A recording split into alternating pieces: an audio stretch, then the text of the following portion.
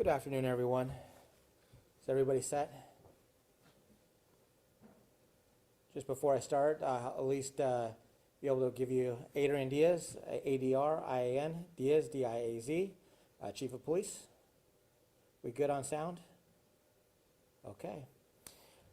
Today I wanted to give you an update on 14 home invasion robberies that we've been working on since June. Earlier today, we served several warrants, 5 separate warrants at 5 different locations, and we made 5 arrests in those warrants. We also made 3 other additional arrests on different charges. One for a Des Moines robbery, one for also felony in possession of a firearms, as well as one for a warrant. The 5 arrests that we've made that were part of the home invasion robbery were arrested for robbery 1. And we're looking and seeking what other charges might end up being.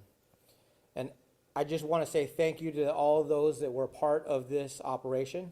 It requires a lot of support. We had FBI as part of it. We had Lakewood SWAT.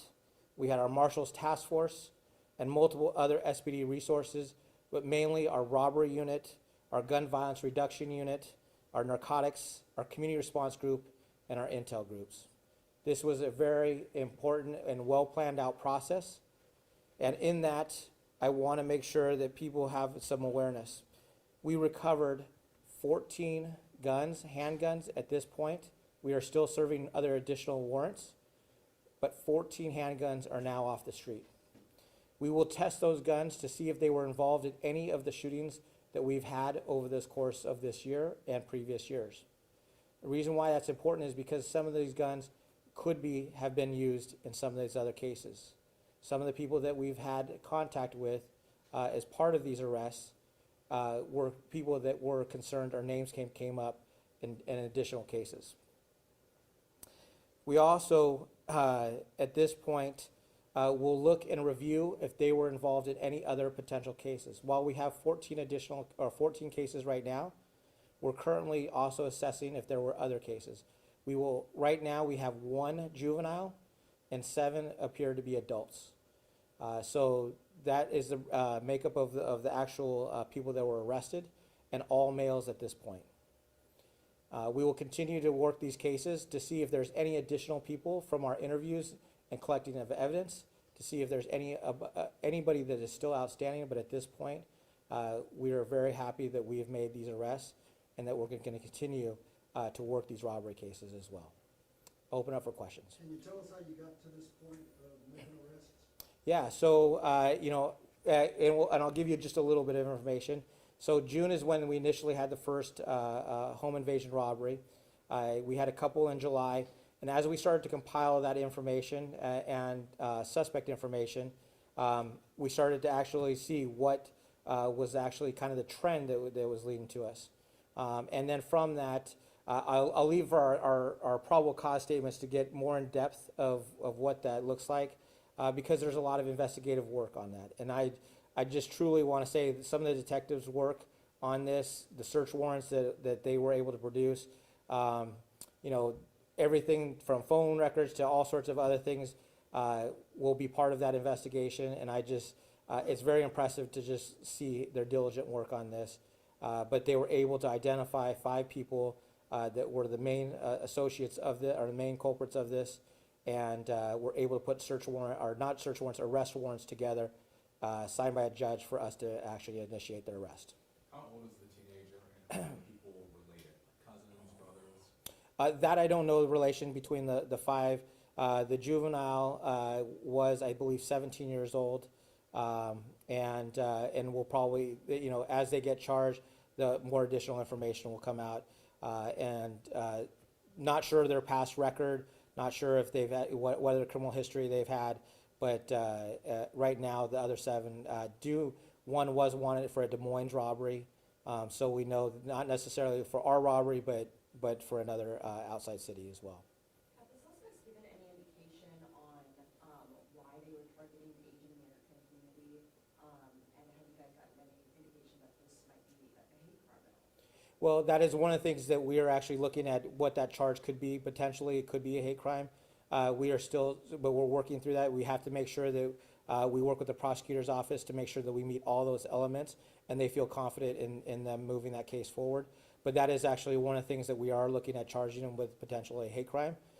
We know that we have a robbery one that they are being booked on. We're not sure why the Asian community was targeted as part of this. There are certain things that sometimes lend to a community might be impacted. Previous years, about 4 or 5 years ago, we had the Asian community was impacted where people were being followed home from casinos because they have access to cash on hand. And so sometimes those factors do play a role in a community, whether they keep cash in hand, they keep cash in their house. So those are things that we're currently, investigating as part of that. But those are sometimes those factors that actually play into that. One more question? Chief, Or- unrelated. Okay. I was gonna ask unrelated, this is the first time, since we've had 2 body cam instances that come out, Mhm. times reported about the SPD not renewing the contract with it. Just what are your thoughts about this, given the comments that were made by Officer Arter and the other comments made by an officer on body camera to have this news come out? Can you shine a little bit more light on this situation? Yeah, as part of our accountability ordinance, there's not much I could say because at the end of the day, I'm the final arbitrator of discipline. So in order to not impact any case, if there is some level of discipline, I want to make sure I respect the process. But with that said, those are under Office of Police Accountability. Those came from, the Officer Otter's case came internally from our own personnel. And then on the second case, it came from an outside organization, a nonprofit. Immediately end up having certain actions to put the officer on administrative leave. And so very clear, different types of cases, but very complicated. But I know that it's created some huge impacts in our Asian community. I've been meeting with the Asian community. I've been meeting with the Indian community, the South Asian communities, and having extensive conversations and really listening sessions. Because at the end of the day, there's not much I can say, but there's an opportunity for me to listen and understand what the community's concerns are. Just for clarity, Otter, is he on administrative leave as well? Or is He- this the officer in the other case? Right now, he's been administratively assigned to a non-operational position, so he's not on the streets at this time. In that same vein, can you tell us why SPD's contract with Trulio was canceled, and if it was because of SPA bringing up certain issues? Are you looking into the timing of when those issues were brought up, about the next month after Otter's comments were reported? Yeah, so we are looking at all of that. I can tell you that there was not any relation to that. There was concern about, from officers that had raised after hearing that we were actually in a pilot testing phase of the system. And again, it was literally a pilot testing phase because what we were actually seeing with the system, that they couldn't distinguish between the officer voice and a suspect voice. But so it had some things that it needed to be worked out. And there was concern about, officers feeling like they were potentially being surveilled. And it wasn't just SPOG was raising it as part of their membership, but really it was a lot of the officers after hearing that we were looking at using this as a product. But that's still, even in a case like this, it wouldn't have probably been able to raise that issue because they look at things that would be something escalating of a situation. So the terminology that an officer uses, sometimes the anger that might come up. So just the elevated heart rate, they can, be able to, your voice inflections would change. And we wouldn't, even in this case, we wouldn't have used it in that manner. We were focused on how do we actually use it as an aggregate system to actually be able to train our officers better in de-escalation. So is there another company that you might bring in instead of Trulio? Well, we actually are still in discussions with Trulio about the product. As it gets refined, as it starts to really develop, we might end up using that system. We might not, we might go to something completely different.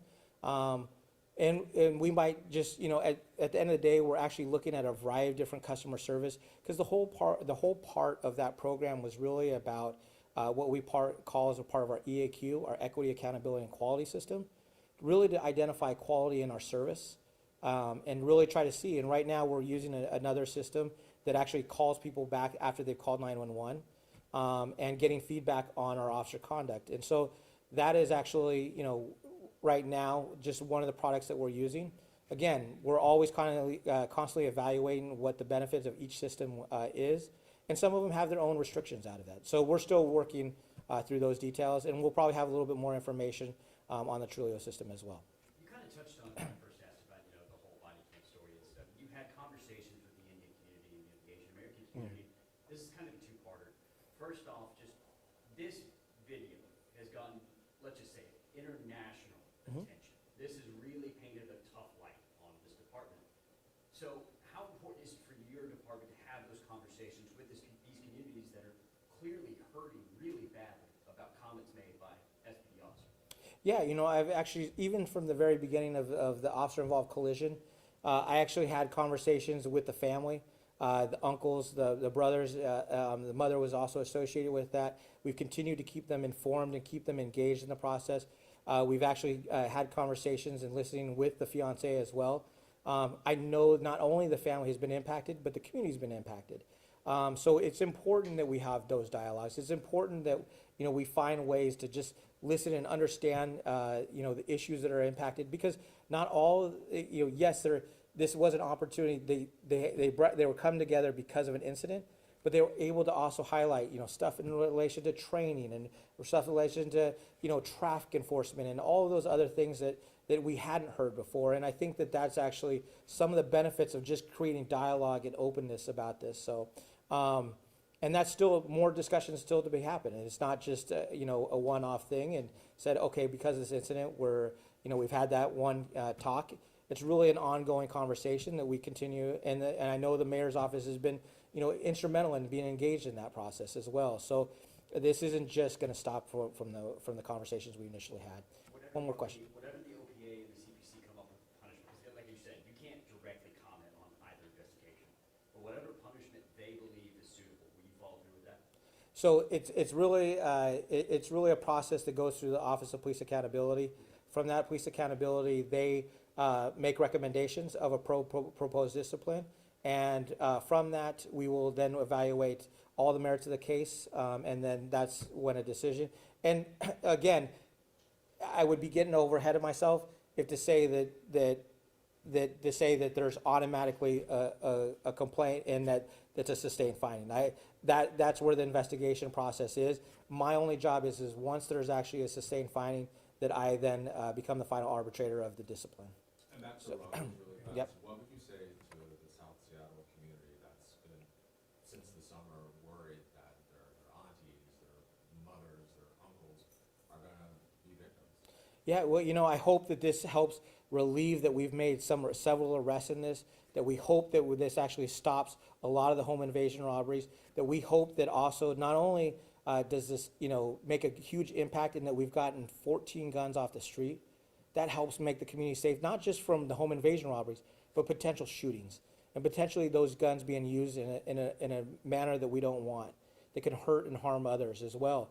And so, we hope that this makes the community safe. We hope that it actually drives, that people know that we didn't, just say that these are bad home invasion robberies, that we just kind of, weren't able to actually, fully make an arrest out of it. These cases, we made an arrest. They did diligent work, that we worked hard on this case, and that the community knows that we're not going to stop until we do whatever we can to make this community safe, and those detectives really put some good cases together. I'm really proud of them for doing that work. And they were just stealing money?